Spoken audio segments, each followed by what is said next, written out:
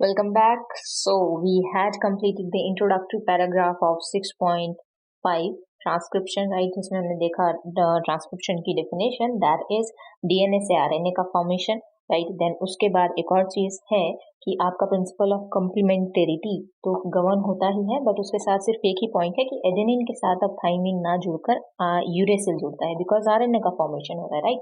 And दूसरी चीज ये है कि डीएनए में दोनों जो स्ट्रैंड्स हैं वो टेम्पलेट का काम करते थे एंड एक दो आपके न्यू डॉटर डीएनए बनते थे। while in the case of transcription सिर्फ एक ही आपका जो स्ट्रैंड है वो आरएनए की फॉर्मेशन करेगा राइट। एंड जो पूरा स्ट्रैंड है entire strand will not take place in the formation of RNA. एक छोटा पोर्शन जो है वो कोई पर्टिकुलर पोर्शन आरएनए को फॉर्म करेगा right. Okay, so why both the strands are not copied during transcription has the simple answer. First, if both strands act as a template, they would code for RNA molecule with different sequences. Remember, complementarity does not mean identical. And in turn, if they code for protein, the sequence of amino acids in the protein would be different. Hence, one segment of the DNA would be coding for two different proteins, and this would complicate the genetic information transfer machinery. Second, the two RNA molecules, if produced simultaneously, would be complementary to each other, hence would form a double-stranded RNA.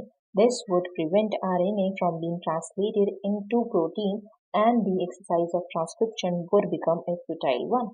Okay, so दोनों strands को क्यों नहीं copy किया जाता या उनसे क्यों नहीं राइट, दोनों स्ट्रैंड को ही टेम्पलेट क्यों नहीं माना जाता? बिकॉज जो दोनों स्ट्रैंड्स हैं उनसे जो आरएनए बनेगा वो एक डिफरेंट सीक्वेंस फॉलो करेगा। की वजह से जो आपके प्रोटीन्स हैं जो कि आरएनए के बाद कोड होते हैं in the process of translation उसको भी अफेक्ट होगा राइट।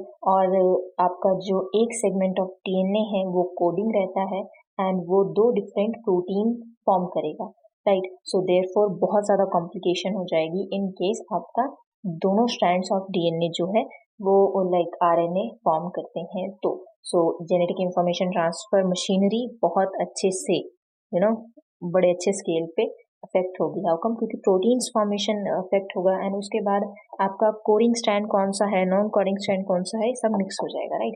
देन दूसरी चीज़ ये है कि अगर दोनों ही आरएनए मॉलिक्यूल फॉर्म होंगे तो वो भी दोनों एक दूसरे के साथ कम्प्लीमेंट्री होंगे राइट। जैसे कि वी कैन से टेम्पलेट्स हैं, अगर दोनों को ही हम ले लेते हैं तो जो आपके आरएनए बनेंगे वो दोनों भी एक दूसरे के साथ कम्प्लीमेंट्री होंगे, दस they will be forming A double stranded RNA. And अगर डबल स्ट्रैंडेड आरएनए को देखें तो यहाँ पर वो प्रोटीन नहीं बना पाएगा राइट, ट्रांसलेट नहीं कर पाएगा। सो देयरफॉर दोनों की दोनों जो स्ट्रैंड्स हैं वो ट्रांसक्रिप्शन में काम नहीं करती हैं। Okay, so now coming to transcription unit.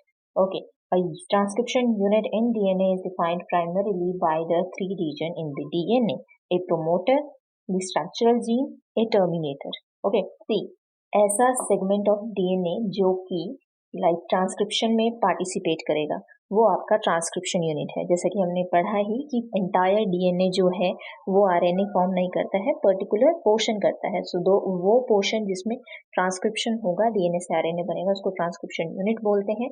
अब उस पर्टिकुलर पोर्शन में आपकी तीन चीजें होती हैं एक ट्रांसक्रिप्शन यूनिट में, दैट एज प्रोमोटर है, एक स्ट्रक्चरल जीन है और एक टर्मिनेटर है। Okay, so there is a convention in defining the two strands of DNA in the structural gene of the transcription unit. Since the two strands have opposite polarity and the DNA-dependent RNA polymerase also catalyze the polymerization in only one direction, that is 5' to 3'. The strand that has the polarity 3' to 5' acts as a template and is also referred to as template strand. The other strand which has the polarity 5' to 3' and the sequence same as RNA except for thymine at the place of uracil is displaced during transcription. Right, see point क्या है कि आपका figure अगर आप 6.9 देखें systematic structure of the transcription unit तो वहाँ पे आपको बहुत नीटली दिखाया गया है कि प्रोमोटर क्या है, देन स्ट्रक्चरल जीन जो कि प्रोमोटर और टर्मिनेटर के बीच का पार्ट है राइट। सो अगर आप स्ट्रक्चरल जीन को देखेंगे तो स्ट्रक्चरल जीन में एक्चुअली यहाँ पे आरएनए फॉर्म होता है राइट। सो यहाँ पर जो आपका एंजाइम यूज होता है वो डिपेंड किस पे कर रहा है, डीएनए पे कर रहा है राइट, उसी की वजह से आरएनए फॉर्म होगा, राइट। बट पॉलीमराइज किसको कर रहा है? आरएनए को कर रहा है, right. RNA molecule is being polymerise but with the help of DNA, right. So जो एंजाइम है वो है आपका डीएनए डिपेंडेंट आरएनए पॉलीमरेज। तो ये जो आपका पॉलीमराइजेशन शो करेगा, अगेन ये भी डीएनए डिपेंडेंट डीएनए पॉलीमरेज की तरह ही 5' से 3' की तरफ ही करेगा, राइट। पॉइंट ये है कि आपका जब 5' to 3' में पॉलीमराइजेशन होगा, दैट इज 3' to 5' वाला जो आपका स्ट्रैंड होगा उसमें पॉलीमराइजेशन हो रहा है, तो उस पर्टिकुलर स्ट्रैंड को आप टेम्पलेट स्ट्रैंड बोलेंगे, राइट। एंड जो दूसरा स्ट्रैंड रहेगा जिसका कंपोजिशन अगर आप ध्यान से देखें तो बिल्कुल जो आरएनए फॉर्म होगा उसके जैसे ही होगा, except for thymine and uracil, right. So uracil होगा आरएनए में एंड थाइमीन होगा जो दूसरा कॉम्प्लीमेंट्री स्ट्रैंड था डीएनए का, राइट। सो जो आरएनए फॉर्म हुआ है एंड जो दूसरा स्ट्रैंड था डीएनए का जिसने पार्टिसिपेट नहीं किया ट्रांसक्रिप्शन में, उन दोनों का बेस पेयर का सीक्वेंस एग्जैक्टली सेम होगा except for uracil and thymine, right. तो थाइमीन डीएनए में पाया जा रहा होगा एंड यूरेसिल आरएनए में, right. So आपका 3' to 5' strand will be known as template strand and the second one will not be the template strand. Okay, so strangely this strand which does not code for anything is referred to as coding strand. All the reference point while defining transcription unit is made with coding strand. To explain the point hypothetically, sequence from a transcription unit is represented below. Right? Can you write the sequence of RNA transcribed from the above DNA? Okay, so see, जो आपका 3' to 5' stand होता है एक structural gene का, वो template stand कहा जाता है। वहीं जो आपका ट्रांसक्रिप्शन में काम नहीं कर रहा है उसको आप कोडिंग स्टैंड कहते हैं, right. So this is a nice irony. How come कि आपका जो कोडिंग में काम ही नहीं कर रहा है स्टैंड, उसका नाम कोडिंग स्टैंड रखा गया है, एंड जो एक्चुअल में कोडिंग में काम कर रहा है उसको नॉन कोडिंग स्टैंड कहा जाएगा, राइट। एज वेल एज इसका और नाम भी है कि आपका जो टेम्पलेट स्टैंड होता है उसको सेंस स्टैंड बोलते हैं एंड जो आपका कोडिंग स्टैंड होता है उसको नॉन सेंस स्टैंड बोलते हैं, right. But the point is कि बेशक ये नॉन सेंस स्टैंड है, राइट, पर इसी stand say that is coding stand से ही आप जो यूनिट है उसके रेफरेंस पॉइंट को बताते हो, राइट। देन आपके पास क्वेश्चन दिया गया है लाइक 3' से 5' तक का एक बेस पेयर का सीक्वेंस दिया है जिसको टेम्पलेट स्टैंड है, राइट, एंड 5' से 3' का भी दिया है। हमें ये बताना है कि आरएनए ट्रांसक्राइब्ड होगा तो वो उसके बेस पेयर का सीक्वेंस क्या होगा। तो प्रीटी सिंपल, जो 5' से 3' वाला स्टैंड है डिट्टो उसके जैसा ही होगा, बट द पॉइंट इज कि यहाँ पर थाइमीन की जगह यूरेसिल पाया जाएगा आरएनए में। Okay, next, the promoter and the terminator flank the structural gene in a transcription unit. The promoter is said to be located towards 5' and upstream of the structural gene. The reference is made with respect to the polarity of coding strand.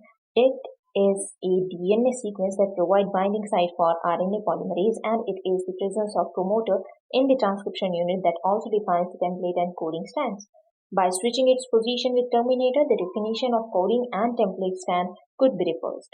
The terminator is located towards 3' and downstream of the coding strand, and it usually defines the end of the process of transcription. Okay, so देखिए आपका promoter और terminator के बीच में structural gene पाया जाता है, right, एक transcription unit में।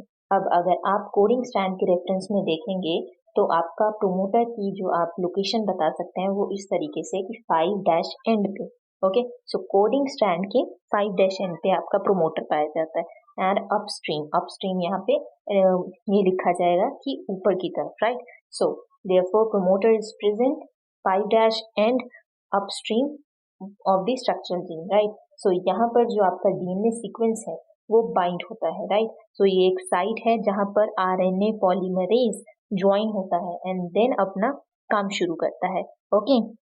सिमिलर गोज विद टर्मिनेटर जो कि प्रोसेस ऑफ ट्रांसक्रिप्शन का एंड डिफाइन करता है, right. So there are additional regulatory sequences that may be present further upstream or downstream to the promoter. Some of the properties of these sequences shall be discussed while dealing with the regulation of gene expression, right? So बहुत सारे ऐसे sequence भी होते हैं additional जो कि like promoter and downstream upstream पाए जाते हैं। एंड इन की प्रॉपर्टीज जो है वो समहाउ हम डिस्कस कर ही लेंगे जब हम रेगुलेशन ऑफ जीन एक्सप्रेशन पढ़ेंगे अगली वीडियोस में। Till then bye bye, stay tuned.